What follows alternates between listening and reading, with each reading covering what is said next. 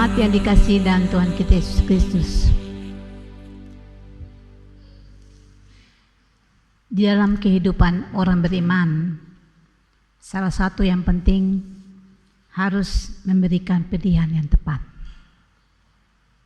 yaitu hidup yang bertanggung jawab.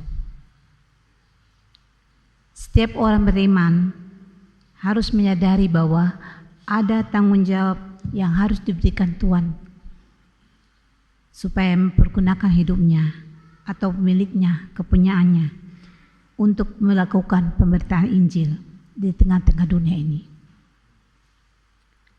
Lukas 16 ayat 1-9 berisikan perumpamaan dari Yesus yang merupakan suatu pengajaran khusus kepada para muridnya. Hal menarik dalam perumpamaan Yesus dalam teks ini memberikan suatu pengajaran iman belajar dari seorang bendahara yang tidak jujur. Tentu para murid Yesus sebagai tujuan utama dari pengajaran perumpamaan. Namun kita sebagai orang percaya kini akan merasa aneh mengapa Yesus memberikan contoh sikap etika seseorang yang negatif, yang tidak memiliki kejujuran, yang sebenarnya sebagai murid ataupun orang percaya tidak boleh ditiru. Tapi mesti kita pahami bahwa Yesus dalam perumpamaan yang menggunakan figur yang dianggap kelakuannya tidak etis dan seharusnya tidak perlu ditiru.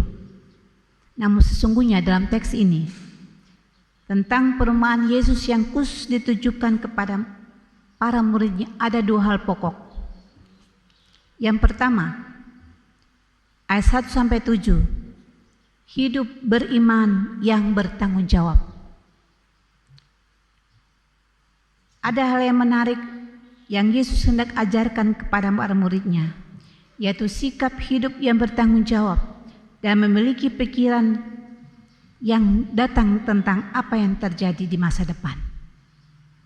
Ayat 1, Yesus hendak menceritakan bahwa ada seorang kaya yang memiliki bendahara yang dituduh menghamburkan uang majikannya.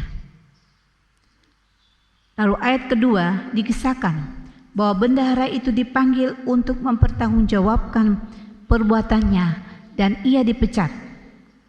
Namun di sisi lain, dalam hati bahwa tidak memiliki keahlian apapun selain hanya bendahara.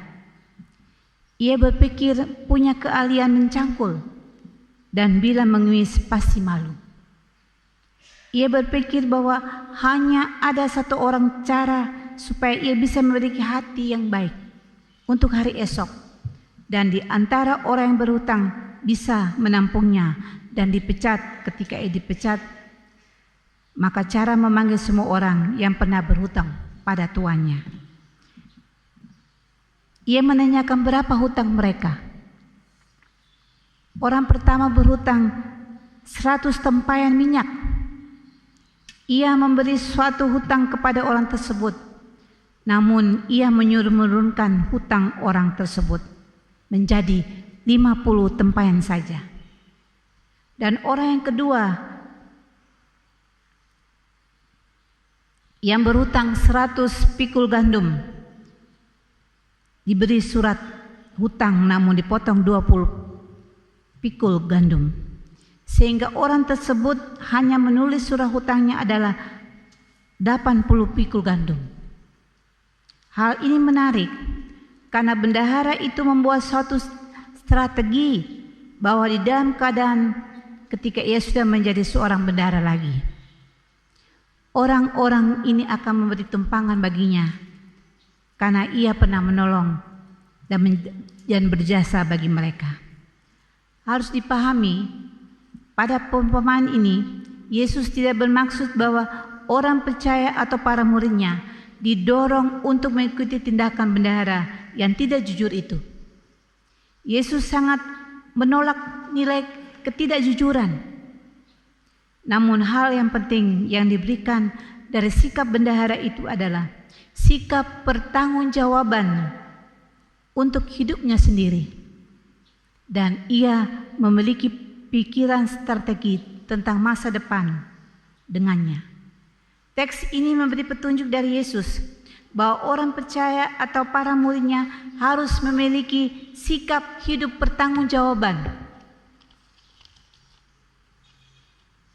Ayat 1-7 hendak menunjukkan suatu sikap Yesus bahwa ia tidak menyatakan bahwa memperoleh uang atau kekayaan itu sesuatu yang salah. Tidak ada yang salah. Menjadi murid Yesus harus sadar bahwa uang atau kekayaan itu dapat menolong pekebaran Injil. Namun hal yang penting adalah harus diberikan pertanggungjawaban. Pelayanan yang dilakukan orang percaya harus dipertanggungjawabkan dan harus memiliki strategi untuk pelayanan masa depan. Jemaat yang dikasihi dalam Tuhan kita Yesus Kristus, bagian yang kedua dalam perikop pembacaan kita, kehidupan orang beriman harus memiliki pilihan. Pada bagian ini menarik, dikatakan pada perempuan ini bahwa tuannya memuji bendahara yang tidak jujur sebagai orang yang cerdik karena berpikir strategis untuk masa depannya. Di dalam mengakhiri perumpamaan ini, pada ayat 8b memberikan suatu pernyataan dan statement bahwa ternyata anak-anak dunia, dan dalam hal ini bukan para murid atau orang percaya, jauh lebih cerdik dalam melihat masa depannya dibandingkan dengan anak terang. Pernyataan Yesus ini memberikan suatu dorongan bagi para muridnya atau orang beriman punya harus memiliki pilihan yang strategis di dalam pelayanan dan tidak boleh kurang cerdik dari anak dunia. Itulah mengapa Yesus pada ayat 9 memberikan penegasan kepada muridnya bahwa ikatlah persahabatan dengan mempergunakan mamon dan tidak di dalam kemah abadi. Melalui penegasan Yesus menyatakan bahwa kadang mamon atau harta atau kekayaan itu dibayangkan sebagai oknum yang jahat dan dapat dipergunakan untuk melayani pekebaran Injil. Namun ada waktu uang atau harta kekayaan itu tidak lagi dibutuhkan, karena itu bukan tujuan suatu pelayanan Injil Kristus. Namun pilihan hidup beriman yang bertanggung jawab untuk mengembangkan misi keselamatan Allah bagi dunia ini akan menghantar orang percaya untuk memperoleh kehidupan kekal bersama Allah di dalam Yesus.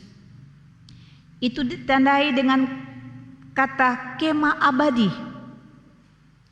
Misi Tuhan Yesus harus dijalankan dengan memberikan pilihan iman pertanggungjawaban. Bapak Ibu yang dikasihi dalam Tuhan kita Yesus Kristus, itu sebabnya teks perikop kita menolong orang percaya masa kini untuk memiliki pilihan hidup. Orang percaya diharapkan untuk memahami dengan sungguh bahwa hidupnya diberikan oleh Tuhan Yesus untuk memiliki pilihan hidup, yaitu milikilah iman yang baik dan bertanggung jawab. Pilihan itu seperti apa?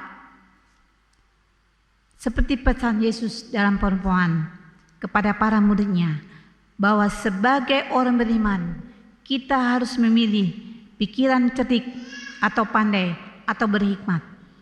Artinya cerdik di dalam menjalani hidup, tahu apa yang akan terjadi di masa depan, dan memiliki kemampuan untuk menjawab tantangan yang akan datang dengan tepat dan seperti bendahara tersebut. Maka orang percaya tidak boleh hanya pasrah dengan keadaannya, lalu menyatakan bahwa itu adalah nasib kalau tidak berhasil, gagal di dalam hidup. Pekerjaan kacau balau, hidup rumah tangga tidak harmonis, pilihan di jemaat statis dan tidak mengalami persoalan lalu duduk diam dan menerima sebagai suatu bagian dari kehidupan nasib. Ini pemikiran yang keliru. Ada hikmat Tuhan, yaitu memiliki kesanggupan untuk dapat memecahkan persoalan hidup di masa depan. Seperti sikap bendahara yang tidak pasrah dengan nasib, namun mencari jalan keluar yang strategis untuk masa depannya. Maka orang percaya harus juga demikian. Tidak boleh lemah dalam iman. Harus hidup pertanggungjawaban kepada Tuhan.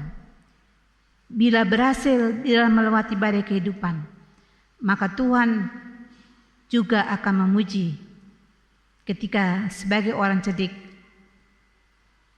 Ada hal yang juga dapat dalam hidup ini yang harus dipahami secara baik. Mamon atau harta kekayaan yang selalu dianggap sebagai kuasa jahat yang akan menguasai manusia itu sebenarnya tidak benar. Karena uang atau harta kekayaan bila dipergunakan secara baik untuk menolong orang percaya yang membutuhkan, pelayanan kemanusiaan atau pekabaran Injil. Bapak Ibu yang dikasihi dalam Tuhan kita Yesus Kristus, maka akan bernilai positif seperti pada ayat 9 katakan. Namanya mesti dipahami orang percaya tidak boleh sepenuhnya tergantung kepada kekuatan mamon sehingga menjadi buta dan memiliki nafsu hanya mengejar mamon.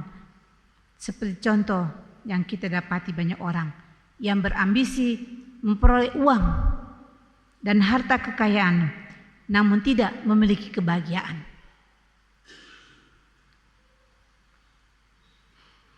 Hal yang Tuhan Yesus inginkan adalah uang itu berguna bagi pelayanan.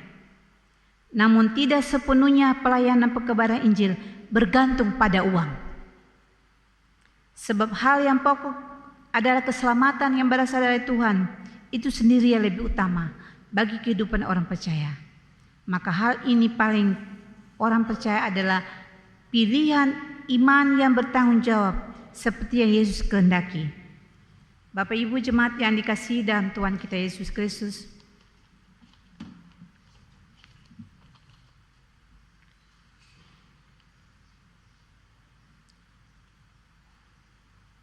firman Tuhan di hari ini mengajak kita sekalian untuk memahami sungguh betapa baiknya kehidupan kita sebagai orang yang percaya kepada Tuhan. Yesus tidak menjanjikan apapun yang kita miliki, kekayaan, harta, benda dan sebagainya. Yesus menginginkan kita untuk bersabar, mempertanggungjawabkan apa yang sudah kita buat di tengah-tengah dunia ini. Tuhan Yesus memberkati kita dan Roh Kudus memberikan kesanggupan kepada kita sekalian untuk mempergunakan uang kita, harta kita, jabatan kita untuk kemuliaan nama Tuhan. Tuhan memberkati kita. Amin.